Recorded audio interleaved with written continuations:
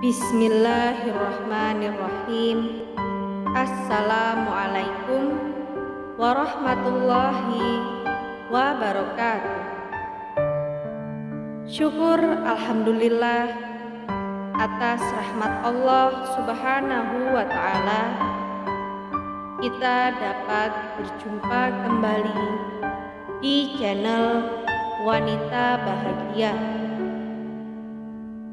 Sholawat dan salam tak lupa selalu kita haturkan kepada junjungan kita Nabi besar Muhammad sallallahu alaihi wasallam. Allahumma sholli ala sayyidina Muhammad wa ala ali sayyidina Muhammad. Semoga kita semua selalu dimudahkan urusannya, dimurahkan rezekinya, diberikan kesehatan, serta diampuni dosa-dosanya. Amin ya rabbal alamin. Sahabatku sekalian yang dirahmati oleh Allah Subhanahu wa ta'ala, lika-liku menikah beda agama Zainab putri Rasulullah Sallallahu Alaihi Wasallam. Argumentasi utama yang diajukan oleh orang yang pro terhadap nikah beda agama bagi wanita muslimah di masa sekarang adalah pernikahan seperti itu bukan hal baru dalam dunia Islam. Semisal putri Rasulullah Sallallahu Alaihi Wasallam, yaitu Sayyidah Zainab radhiyallahu an, yang menikah dengan Abul As bin Ar-Rabi. Lalu apakah argumentasi ini dapat diterima? Jelas argumentasi itu tidak bisa diterima, sebab saat itu memang belum ada wahyu yang mengharamkannya. Pernikahan putri sulung atau putri pertama Rasulullah Shallallahu Alaihi Wasallam dan Sayyidah Khadijah tersebut terjadi sebelum Rasulullah menerima wahyu apapun.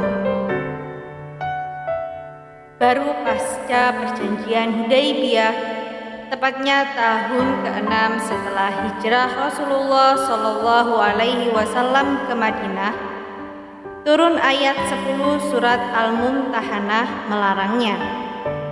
Surat itu berbunyi, yang artinya wanita muslimah tidak halal bagi lelaki non-muslim, dan lelaki non-muslim tidak boleh menikahi wanita muslimah.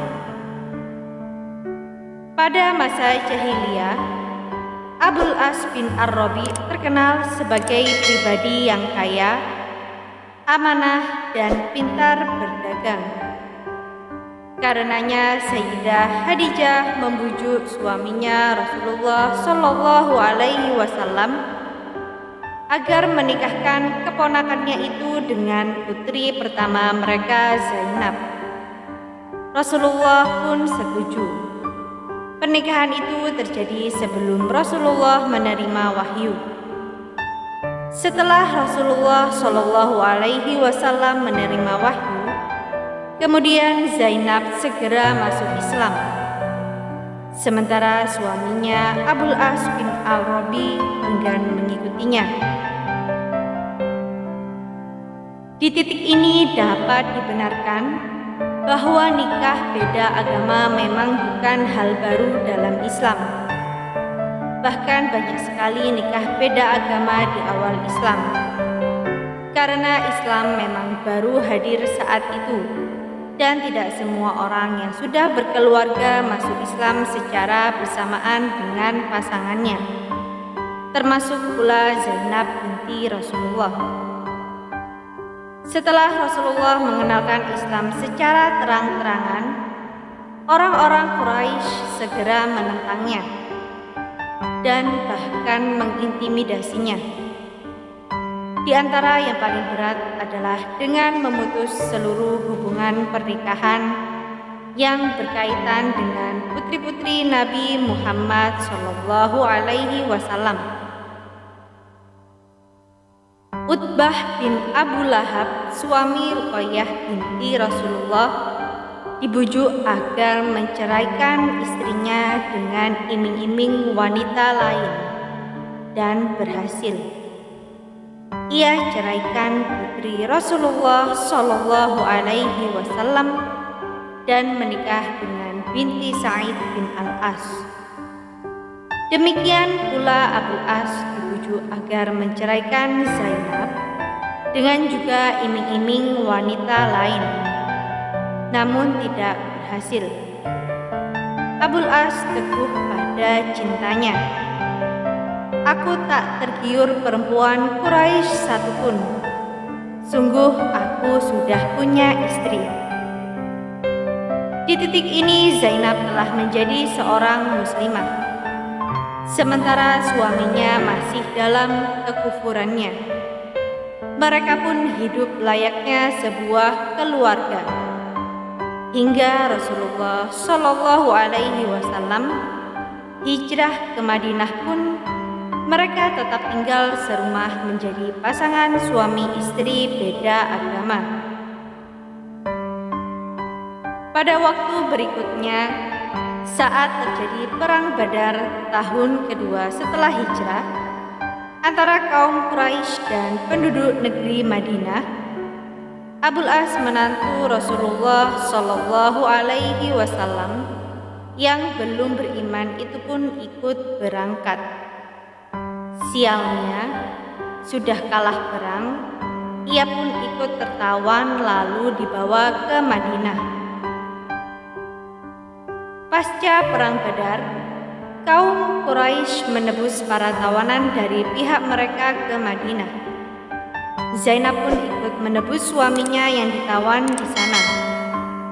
Cerdiknya, di antara tebusan yang dibayarkan untuk membebaskan suaminya adalah hadiah pernikahan dari Sayyidah Khadijah radhiyallahu an ibunya kepada dirinya saat dinikahkan dengan Abul As dahulu. Melihat kalung itu, tersentuhlah hati Rasulullah teringat istrinya. Lalu menyarankan kepada para sahabatnya agar melepaskan Abul As tanpa tebusan dan mengembalikan kalung itu kepada Zainab putrinya yang tinggal jauh di Makkah. Namun dengan syarat Abul As membebaskan Zainab untuk hijrah ke Madinah.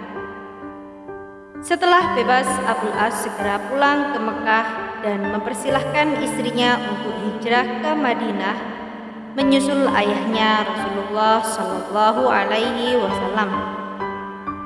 Setelah melakukan persiapan yang cukup dengan menghadapi sedikit kendala, Zainab akhirnya sukses hijrah ke Madinah untuk hidup bersama ayahnya.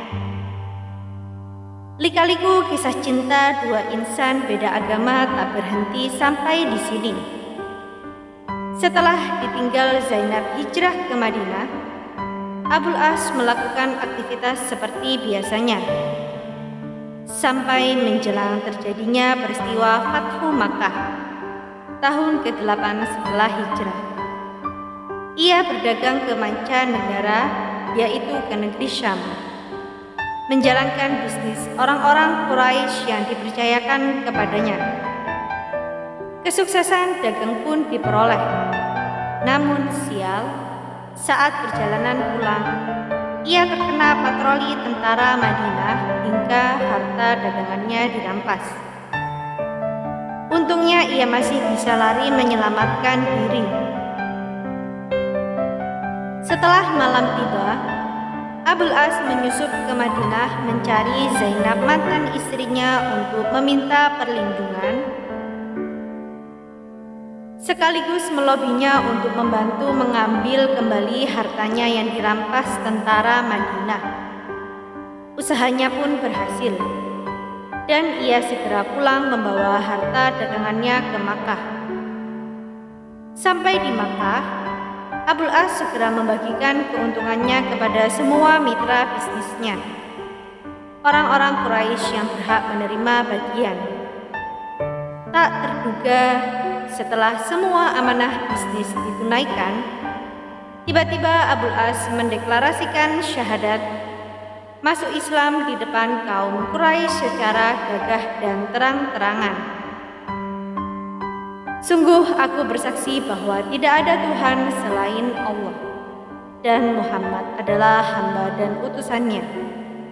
Demi Allah, tidak ada yang menghalangiku untuk masuk Islam di sisi Muhammad, kecuali karena aku khawatir kalian akan menyangka bahwa maksudku masuk Islam hanyalah karena ingin memakan seluruh harta kalian. Setelah Allah takdirkan seluruh harta itu sampai pada kalian, dan aku terlepas dari tanggung jawab menjaganya, maka aku masuk Islam sekarang. Keislaman Abul As ini terjadi pada tahun ke-8 setelah hijrah. Setelah semua urusan bisnis selesai, Abul As kembali lagi ke Madinah, hijrah menghadap Rasulullah Shallallahu Alaihi Wasallam. Sesampai di sana, kemudian Rasulullah menikahkannya kembali dengan Zainab pujaan hatinya dengan mahar dan akad yang baru. Sebagaimana diriwayatkan dari Amr bin Shu'aib dari ayahnya, dari kakeknya, sungguh Rasulullah Shallallahu Alaihi Wasallam mengembalikan putrinya sendiri, yaitu Zainab radhiyallahu an, kepada mantan suaminya Al-As bin Ar-Rabi dengan mahar dan akad nikah yang baru. Hadis riwayat Tirmidzi. Semoga apa yang kami sampaikan kali ini bermanfaat untuk kita semua dan menjadi ladang pahala. Jangan lupa untuk menekan tombol like dan subscribe, dan juga nyalakan lonceng notifikasinya agar Anda tidak ketinggalan video terbaru dari Wanita Bahagia. Sampai jumpa di video kami selanjutnya. Sekian dan terima kasih banyak. Wassalamualaikum warahmatullahi wabarakatuh.